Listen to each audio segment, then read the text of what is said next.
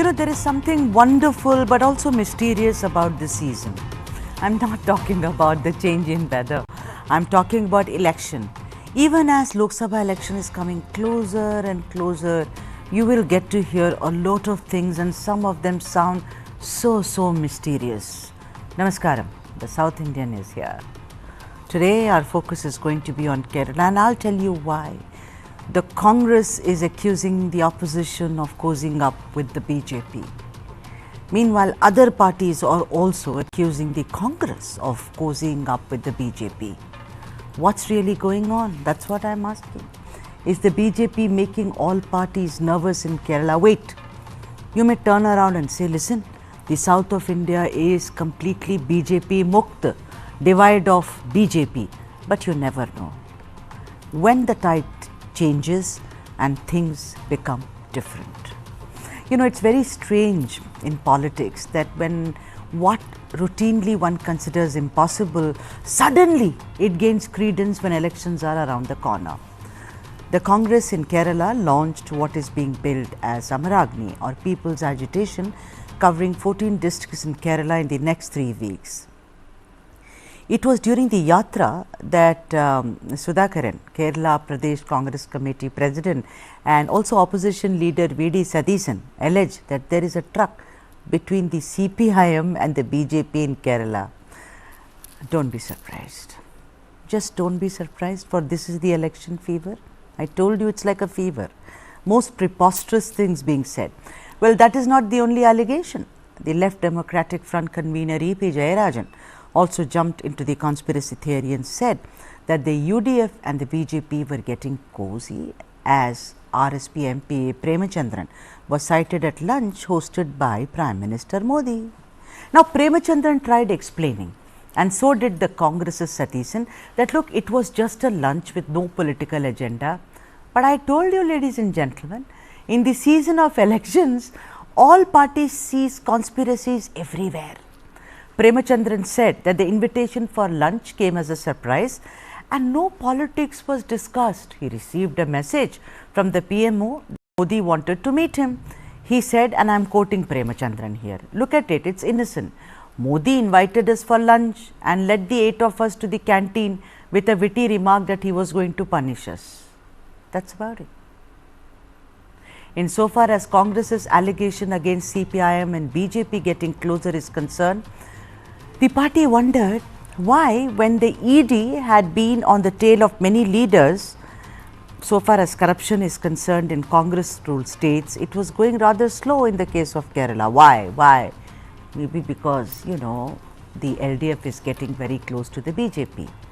K.C. Venugopal said, who inaugurated the yatra, and I am quoting Mr. Venugopal here, he said this yatra is meant to expose Chief Minister Pinarayi Vijayan. He is not against BJP, he is ready for a compromise with BJP to safeguard his position and shield his dear ones. Yes, I know, politics does make for strange bedfellows, also marriages of convenience. But is the real story about how the BJP is perhaps gaining ground in Kerala? Will the BJP succeed in breaking the duopoly of LDF and UDF? Let's debate. This is not just about the LDF or the UDF. It's more about the BJP. Vinita Hariharan, spokesperson for the BJP in Kerala, is joining us. Professor Ronnie K. Baby, spokesperson for the Kerala Congress, is also joining us. M. Rajendran, who is a senior journalist, old friend, is joining us. And Ajit Lawrence, senior journalist, is also joining us on the broadcast. Let me now first go to Professor Baby. Professor Baby, you know, I know, like I said initially, Namaskaram, sir. First of all, welcome to the show. Very nice to have you. Good evening. Hello, sir. But Professor, good evening. Good evening, sir. Professor Baby, the thing is that I know it's the election season, but what is with this preposterous allegation that Pinarayi and his party is getting close to the BJP? Have we all forgotten the kind of rivalry the two parties have had, where there have been some murders and some killings? Don't you think Congress is really now going to the extent of mythology by saying these things? What is it only because of Pinarai's daughter and her corruption deals? Is it because you feel that the BJP, the ED rather, which is of course for many has come to become synonymous with the BJP, is going slow on the Vijayan family? Professor Baby? The rivalry between BJP and CPM is an old story. We can see that in the last 2 or 3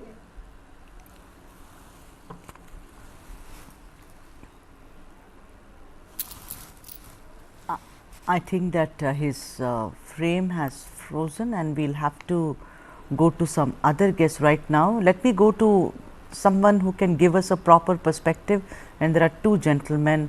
Professor Ronnie, you're back. Can you hear me, sir? I saw you blinking. I can hear you, madam. I can hear you. Please go ahead, Professor, sir. Go ahead. What were you saying, sir?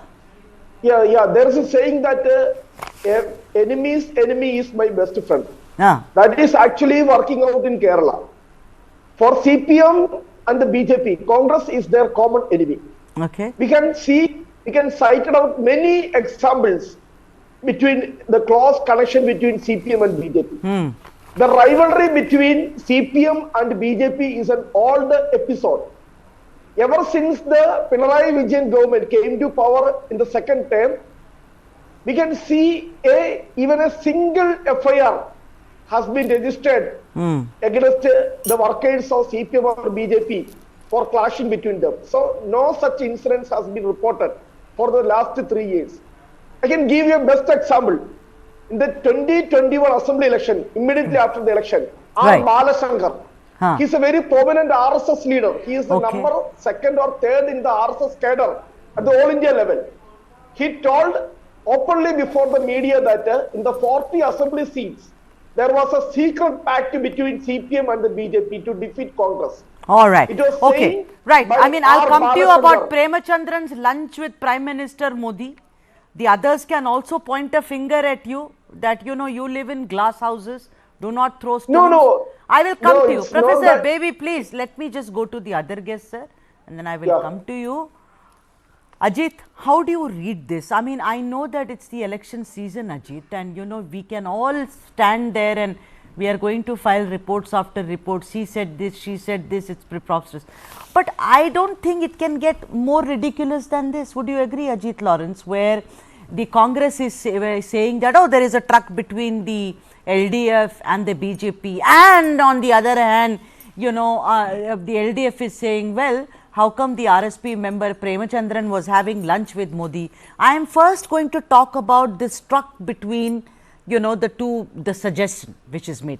Don't you think that the Congress really does not have a leg to stand on, and maybe is getting on to, you know, issues which are ludicrous?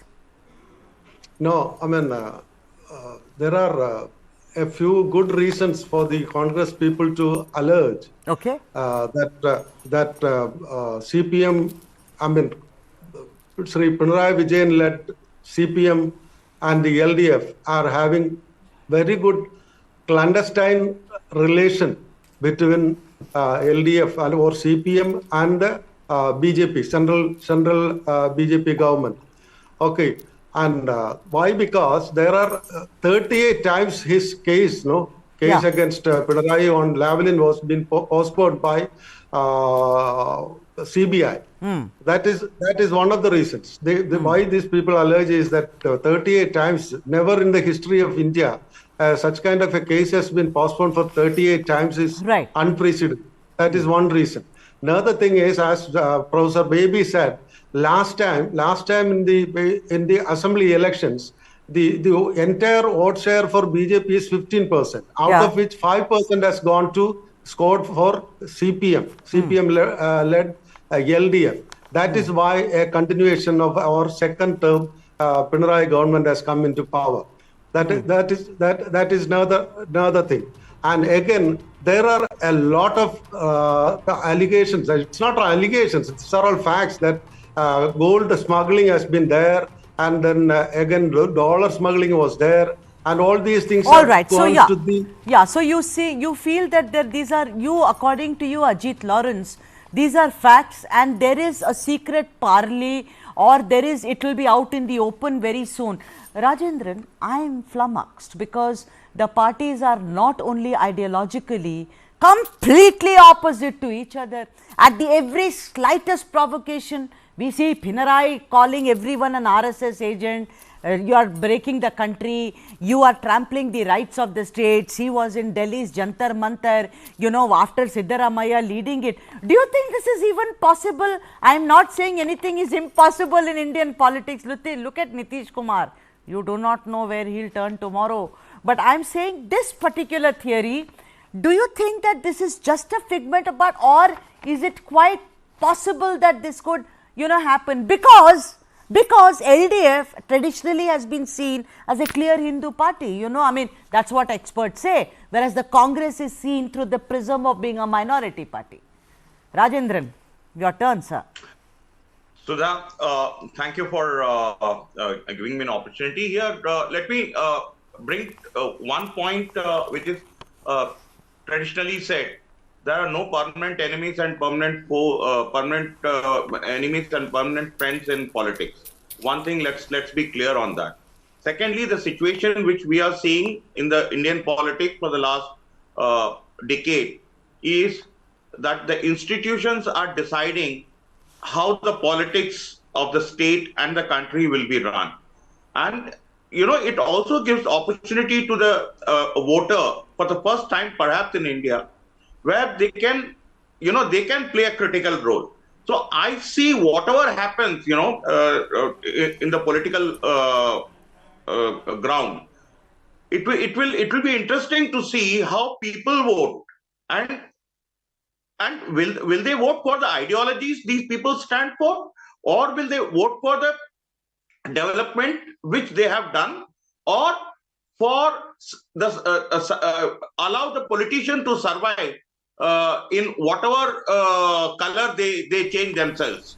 I want to just give, since I stay in Delhi, I want to give one example. This gentleman called Arvind Kejriwal has stood all the efforts. His ministers have been in the jail, and it's surprising that somebody with little support in the country still manages to stand up. What stops the left parties or a member from going and not attending? See, basic courtesies one understands. Yeah. But, when there are political overtures, one need to be careful and has to clearly say, Nitish did not attend. For example, Nitish did not attend the lunch called by the RJD before he split from the alliance. So one thing is clear, Sudha. Let me just close my point here. That irrespective of the overtures being made, plus the institutions being used to bring the parties and the individuals to one fold or the other, this country has seen during the previous Congress government regime being blatantly used across the country. Remember, Sudha, Kerala was the first state which had to face when they did not heed to the central commands. Central's dictates. On that very interesting note, I have to take a short break, and when I come back, we will talk to Vinita of the BJP. But very, very exciting and riveting conversation so far as Kerala's politics are concerned, even as the country hurtled towards Lok Sabha elections. See you in a minute, max. In our previous episode, we took you around the city where we witnessed the chaos of Bengaluru's roads, the frustration of commuters, and the everyday battle of a Bengalurian. We are travelling again from KR Market to Whitefield, but this time we are not doing it in a car, but we are doing it in Bangalore's lifeline, the metro.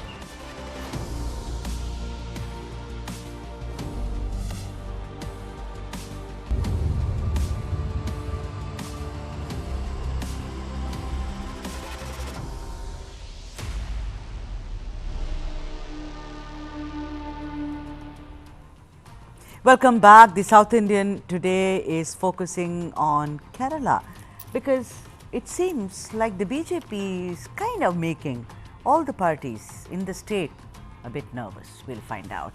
Let me now go to Vinita Hariharan, who's the spokesperson for the BJP in Kerala. Hi, Vinita. Vinita, do you think that, every panelist here spoke about what can happen? There was one accusation, of course, senior journalist, particularly Ajit, said how it is quite possible. Tell me, is the BJP open to shaking hands with LDF and Pinarayi Vijayan? I think, just as you said in the beginning of this TV show, it's absolutely preposterous and absolutely, laughable, the entire argument of the International Congress. To talk about our alliance with CPIM, because the kind of, the kind of protests and the kind of tirade we have taken against the CPIM government in Kerala is well known by our party president also. He's issued statements on and off against Pinarayi Vijayan and against all the corruption that's going on in this government and all the mismanagement of budgets. But what has the Congress done till now in Kerala? What kind of an opposition have they been? Have they been a responsible opposition in the assembly? They are the ones who are sitting in the legislative assembly. What have they done against all of the misdeeds, so to speak, of the CPIM that has happened? The ED was unleashed by the central government. All the allegations, all the the investigations were unleashed by the central government. Even the case against Veena Vijayan, the Vijayan's daughter herself. It was not the Congress who actually opposed it tooth and nail. It was we who started this entire, investigation, and also the cooperative scam. It was the ED which went against the cooperatives, and it was Suresh Gopi who actually led a rally against the cooperative scam. So what has the Congress done? So they're losing their plot, tooth and nail, and therefore now sure. Like you said, thank you for saying it's preposterous and echoing what I had said. But then, Rajendran also said that, anything is possible in the world of politics. So I'll go with that, because we have seen how tides can turn. But tell me something, what is your strategy then, Vinita? Because look, it's time now. We see that in 2019, you were duck. You could not get even a single seat, and in 2021 state election, you recorded a vote share, of course, which was pretty impressive. One doesn't understand, because I somehow feel, don't you think your whole BJP is known to kind of, win over the majority vote? I mean, Kerala has a huge minority population. Somewhere, don't you think that your entire strategy in Kerala has failed completely? Before we go any further about these preposterous conspiracy theories, what is your strategy going to be? So before I get on to that strategy, because it's a different topic altogether, but we would also like to remind the viewers about the so-called Indie alliance, which the CPIM is stitching with the Congress. It's not we who are stitching. The Gamandia Gathbandhan is being stitched between the Congress and the CPIM. So we'll have to look at what the status of that is before they form false allegations of, a combination between BJP and the CPIM. First of all, the BJP does not need the CPIM in any place to win the Lok Sabha in the centre. So therefore, the CPIM is not a force to reckon with at all. Now, in Kerala, as you said, the strategy, of course, yes, it's been difficult to get a window, get a foothold in Kerala's electoral canvas. We accept that. But it's been a very rigid kind of voter base, because we've had the UDF and the LDF alternatively coming.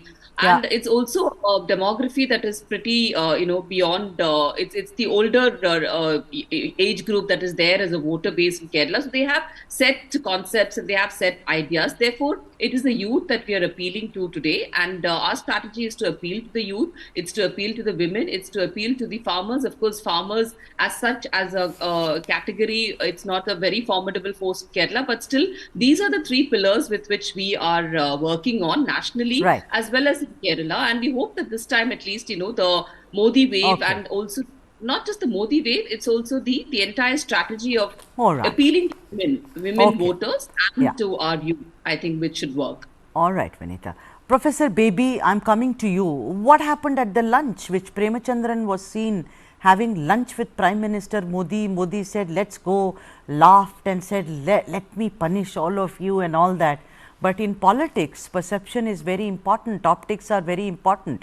You can accuse the the LDF of having a truck with the BJP and shaking hands.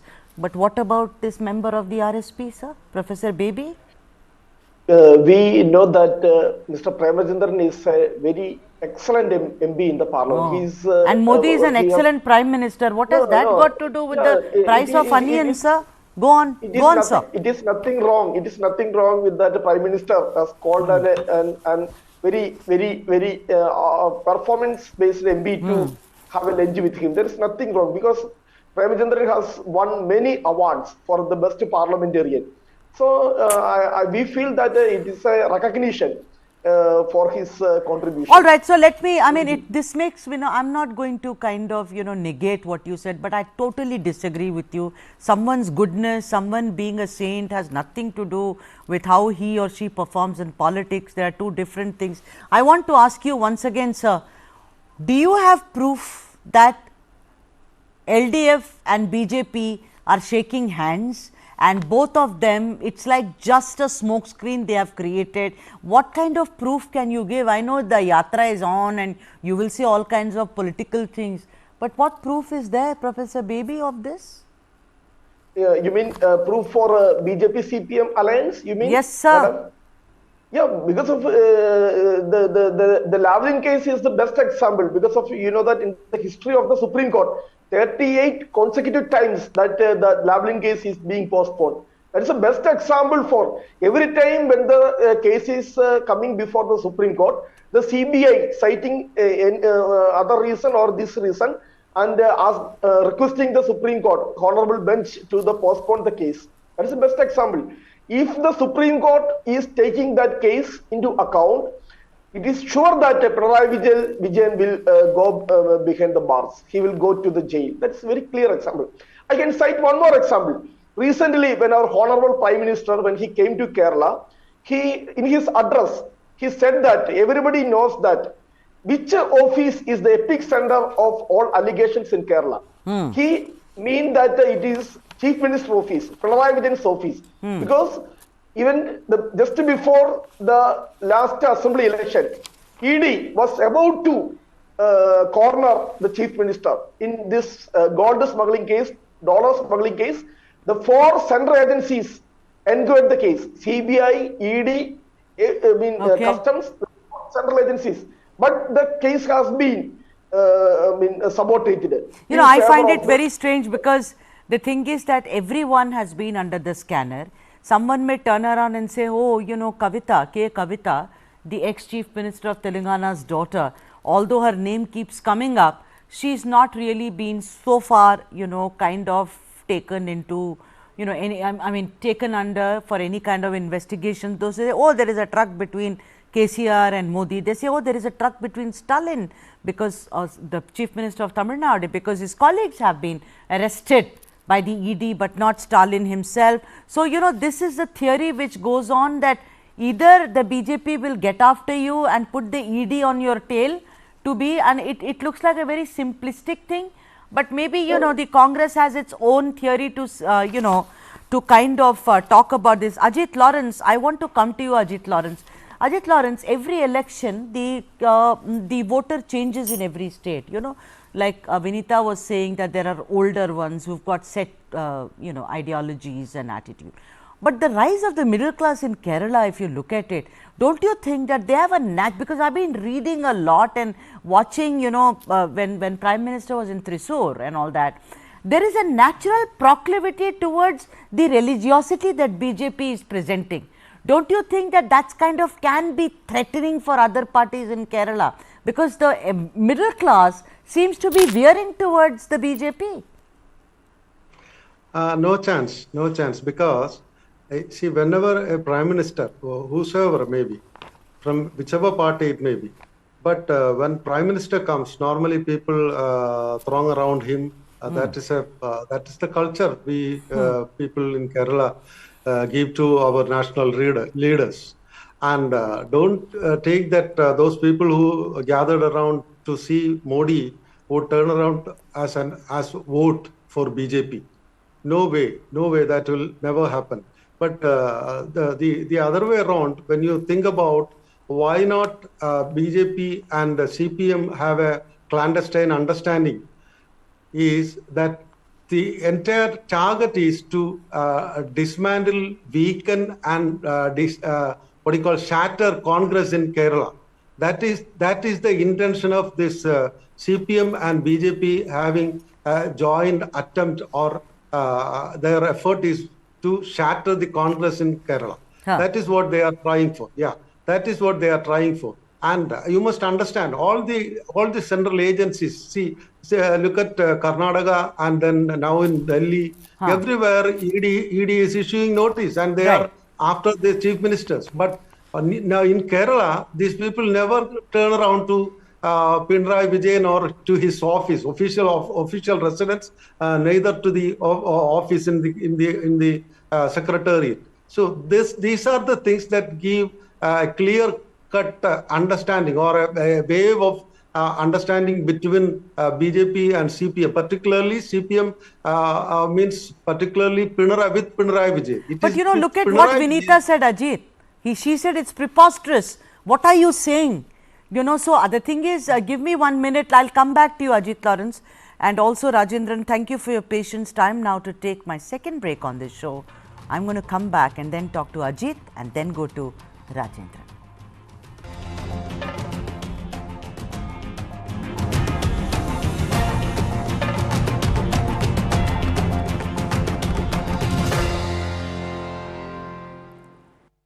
There's a new video around what deep fake can do. We have seen a trailer of this a few days back. Rollers should not be only on the platform. We'll have to wait and see how those play out. Hindenburg's report cannot be taken as gospel of truth.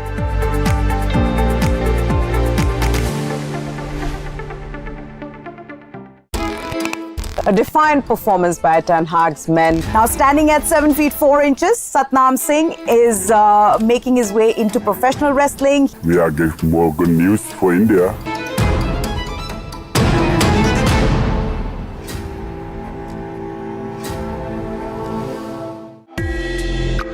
Currently, the industry is facing a lot of challenges as far as demand is concerned. Basically, the US markets has slowed down because of high inflation. So obviously, diamonds being a dream product, something which doesn't have a utility value or is seen as a luxury. So that obviously goes off your shopping list. That's the first item that will go off your shopping list, especially in recessionary trends. That lab-grown diamonds are not mined, and they do away with the entire mining. So they save up on all the environmental damage that is associated with mining, and of course, the mining cost, which is why they're even more affordable. People that is impacted by all these recessions are the artisans, are the people who work in this industry, right? But I think lab-grown diamond has allowed them to actually use their skills in the same product. This and more streaming on world's first news OTT, News9 Plus. Download now. How do you fulfill that promise? Because ultimately expectations have to be met. If you look at the political landscape, is it really changing for women? And what is the inability of the forces that dead bodies surface but not the living people?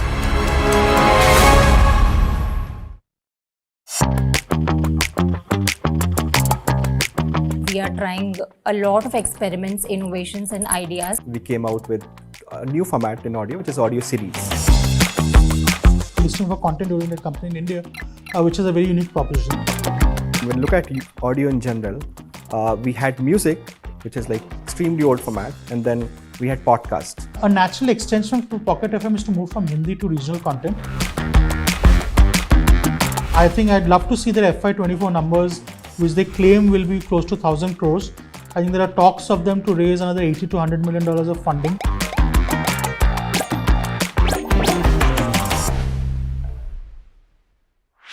This and more. Streaming on News9 Plus. News is now content. Subscribe and get free vouchers.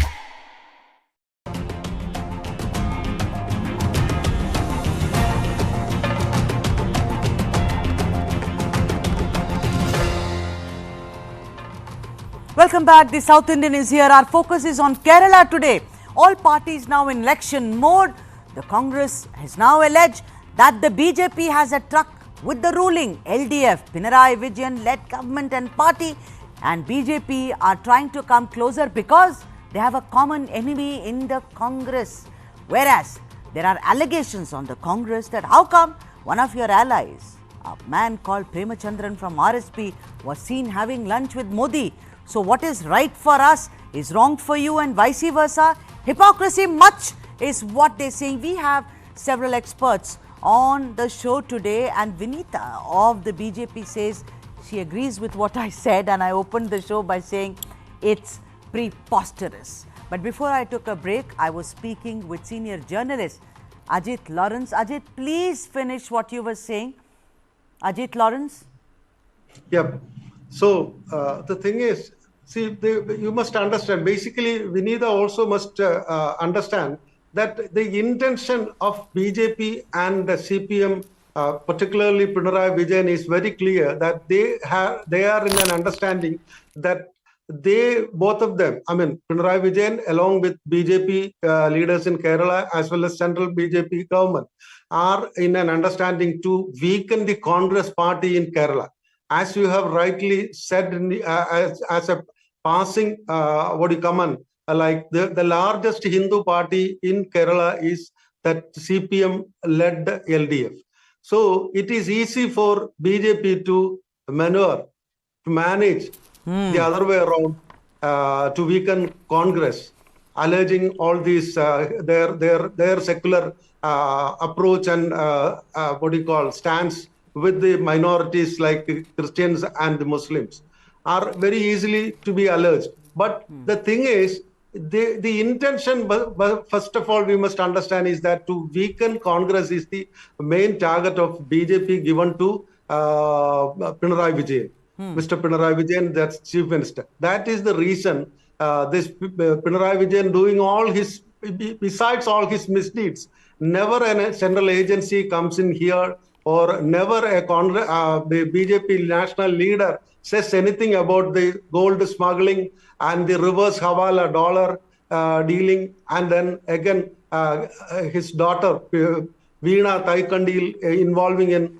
a lot of corruption. All right. Okay. It's not allegation. It's all. No, but you know what is very interesting is that a journalist. I mean, you don't belong to any party, Ajit Lawrence. Yeah. I mean, you're a journalist, huh? I don't belong to any party. Yeah. So I am very surprised that you have a theory which is actually coinciding with what Professor Baby is saying. Rajendran, do you agree with this? That the both are like together. It may not be overt, Rajendran. It could be what is called hidden, and behind curtains. But do you think this is even possible? And if it is possible, don't you think that will change the tide in Kerala completely if they both shake hands and come together? Rajendran, first, do you agree? If you don't, why not? If you do, why do you?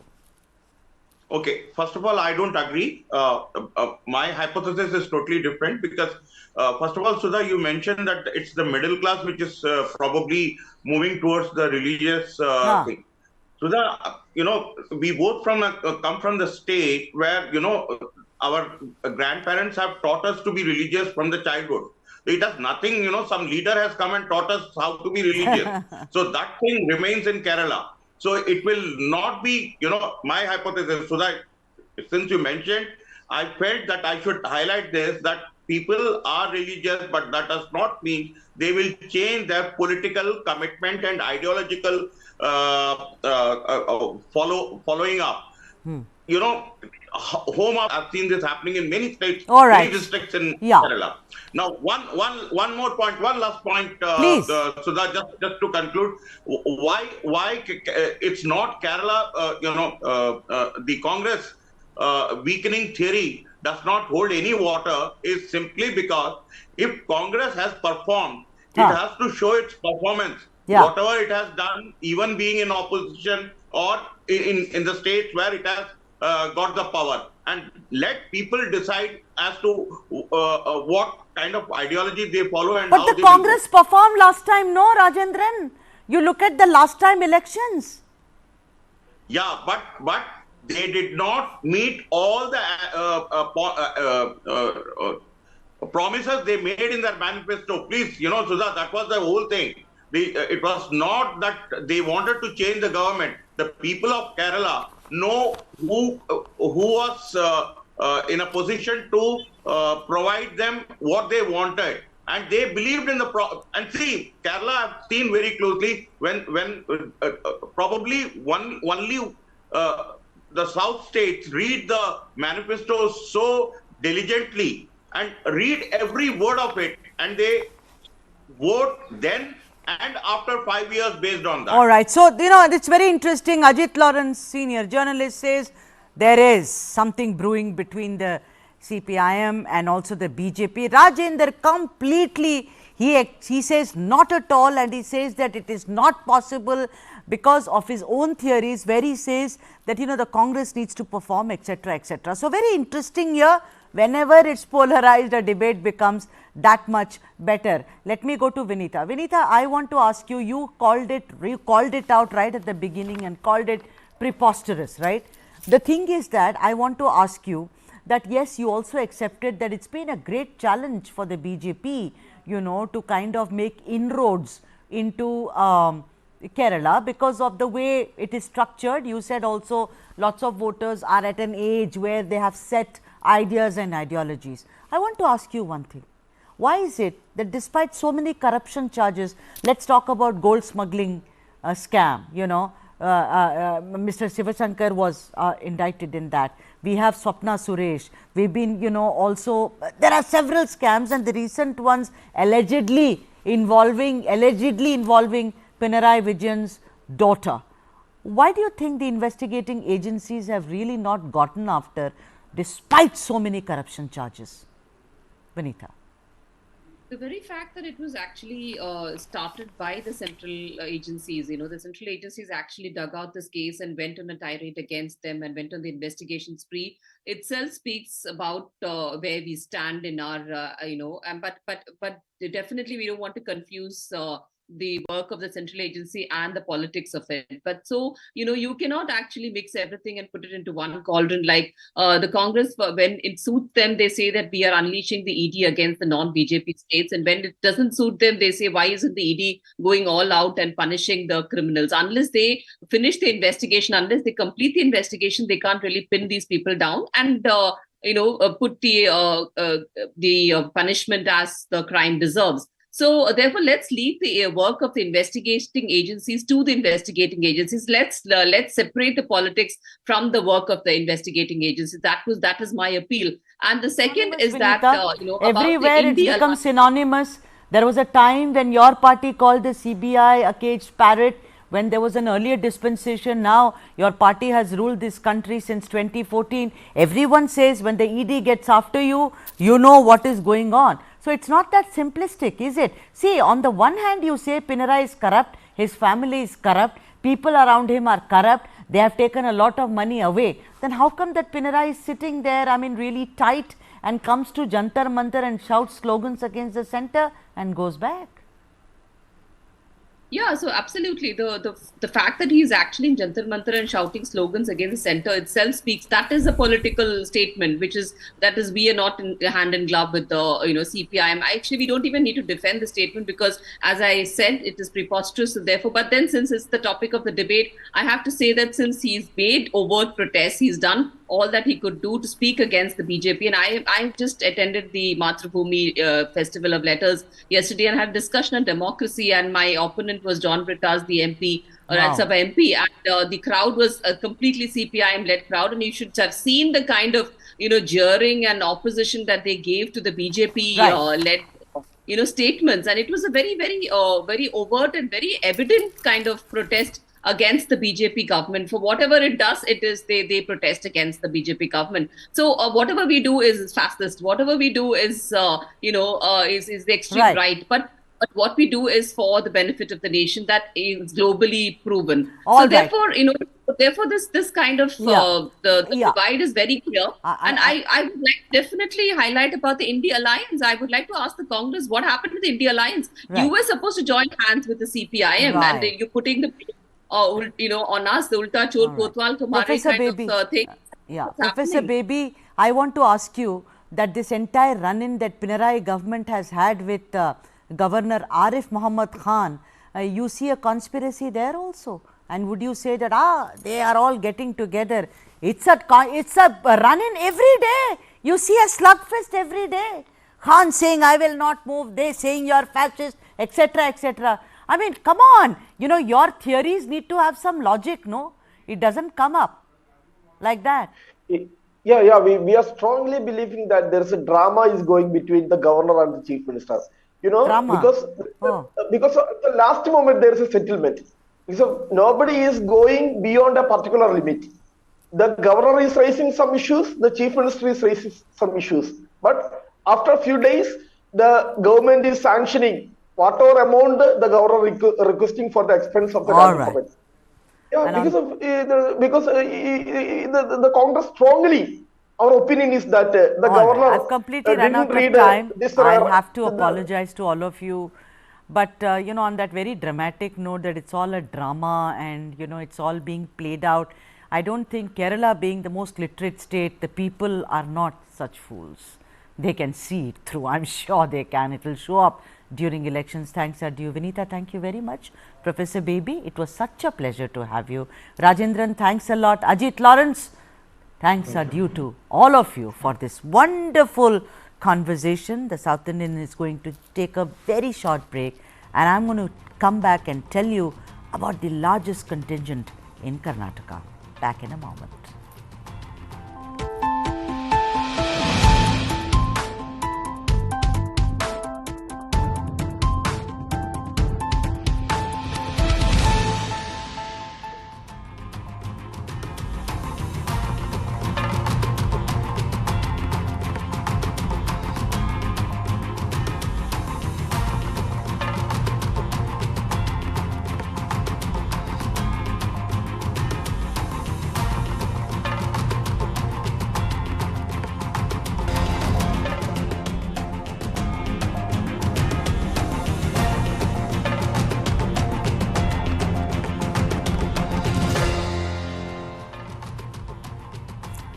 We've heard terms like jumbo cabinet. These are all Indianisms. No other part in the world talks about a jumbo cabinet.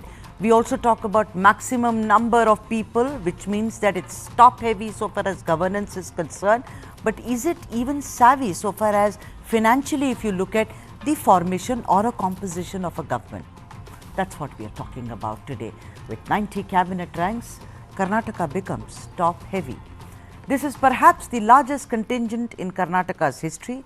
Nearly 90 people, including 77 MLAs and 9 non-legislators, have been granted cabinet rank by Siddaramaiah government ever since it came to power 9 months ago. These 90 people who have bagged cabinet ranks include ministers, chairpersons of boards and corporations, advisors to chief minister, and even chief whips of the governing party in both assembly and council. This list includes the man who orchestrated Congress's victory in May of 2023. Yes, he's also been included. Sunil Kanugulu. Siddaramaiah's medical advisor is also added. His name is Dr. H. Ravi Kumar. Former IS officer and brand Bengaluru expert B.S. Patil. Yes. And Dr. Arati Krishna, who is Vice President of the NRI cell. Now, many people may say that this is a perfect example of a compromise formula. Like you say in Kannada, Solpa adjust madi, thoda adjust kar lijiye. For the longest time now, there was a lot of heartburn amongst many MLAs who were not accommodated into the cabinet and awaited posting to boards and corporations. The meetings happened. The meeting over this also took a while because there were cracks between the Chief Minister Siddaramaiah and Deputy Chief Minister D.K. Shivakumar over who should and should not be included in the final list. The reason being that these appointments carry heft. A cabinet rank person can hire as many as 14 member staff, get a car with a police escort and very impressionable salary. There is, however, no doubt that this is indeed the largest contingent in Karnataka's governance history. And even if someone turns around and says, well, this is what the process traditionally entails, it is also about the impact it shall have on the state's exchequer at a time when the Karnataka government is struggling because of a severe drought and also fulfilling the guarantees. This may just be the fodder that the opposition is waiting to exploit ahead of the state budget, which shall be presented on 16th of February. So, largest jumbo kind of cabinet ranking in Karnataka. But you know, we are a country which needs to preserve, and the documentary that you are going to see after this show, that is a South Indian, is about solar panels and how Prime Minister Modi helped the solar panels come up so that a village in Gujarat and also actually in entire India can help conserve power and energy. That's coming up after this show. As of now, the South Indian says namaskara, vanakkam. Tomorrow is another day, lot of excitement. Join us on the show.